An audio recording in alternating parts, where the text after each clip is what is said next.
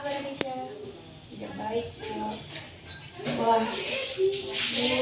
kalau ibu boleh tahu kenapa kabar Anisha tidak baik?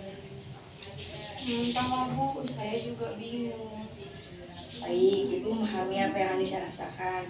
Namun, apakah perasaan tidak enak tersebut dapat kita ungkap dan bicarakan bersama?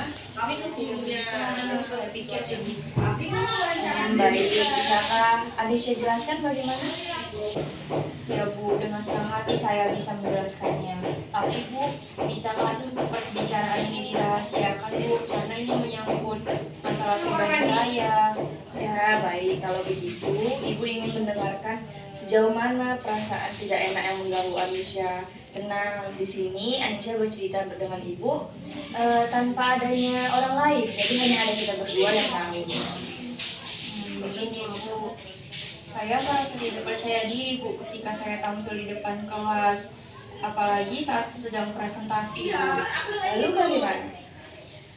Setiap saya tampil di depan kelas, saya pasti merasa gugup dan juga bingung Bu harus berkata apa. Rasanya tiba-tiba bibir saya seperti menjadi kaku Bu.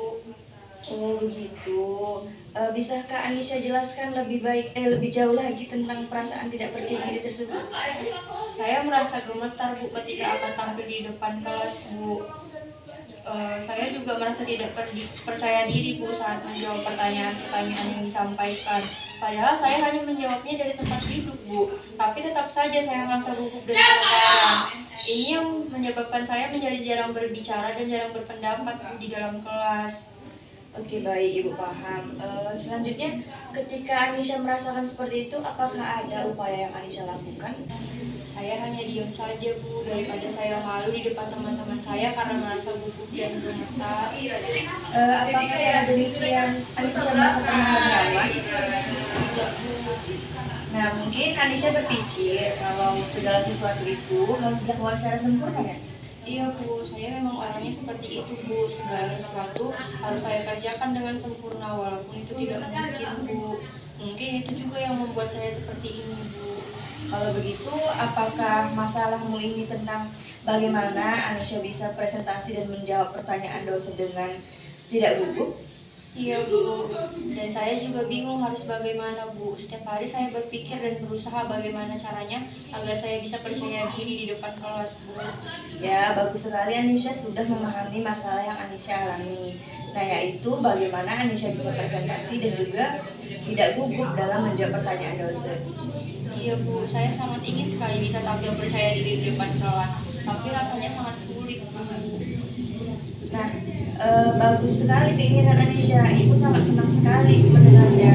Lalu, apakah Anisha sudah punya cara untuk mengatasi masalah Anisha tentang tidak percaya diri ini? Saya masih bingung Bu, sebenarnya.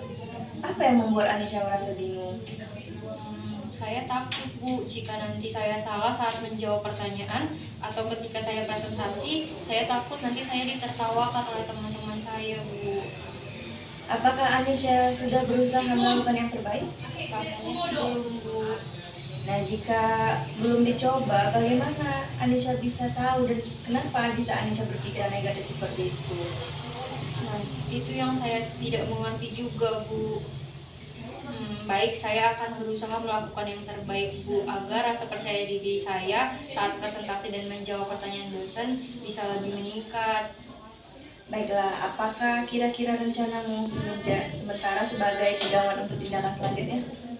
Mungkin Bu, yang pertama saya akan berlatih dan belajar dulu tentang materi yang akan dipresentasikan. Selanjutnya saya akan berpenampilan rapi sehingga saya akan merasa lebih percaya diri lagi saat presentasi di depan kelas. Dan yang ketiga mungkin saya akan berdoa terlebih dahulu Bu sebelum presentasi. Bagus sekali Anisha, sudah tahu apa yang harus kamu lakukan. Nah, sebelum pembicaraan ini kita tutup, bagaimana nih perasaan Anisha setelah kita berdiskusi? Apakah yang dapat Anisha simpulkan? Yang pertama Bu, pastinya saya merasa lega Bu setelah melakukan counseling ini. Kecemasan dan ketakutan yang saya alami mulai menurun Bu, dan juga saya tahu langkah-langkah apa yang harus saya lakukan untuk mengatasi tidak percaya diri ini Bu. Oke baik, nah setelah kita melakukan konseling ini selama lebih kurang 20 menit, dapatlah Ibu sampai disimpulkan bahwa yang Anisha lakukan yang pertama adalah Anisha akan mau belajar terlebih dahulu, kemudian berpenampilan menarik, dan yang ketiga berdoa terlebih dahulu sebelum presentasi. Apakah Anisha yakin dapat melakukan hal itu semua? Saya yakin Bu. Oke, baik. Bagaimana kalau kita tutup pembicaraan ini dan Ibu mengucapkan terima kasih ya Anisha sudah mempercayakan masalahnya kepada Ibu. Terima kasih kembali Bu. Sama-sama.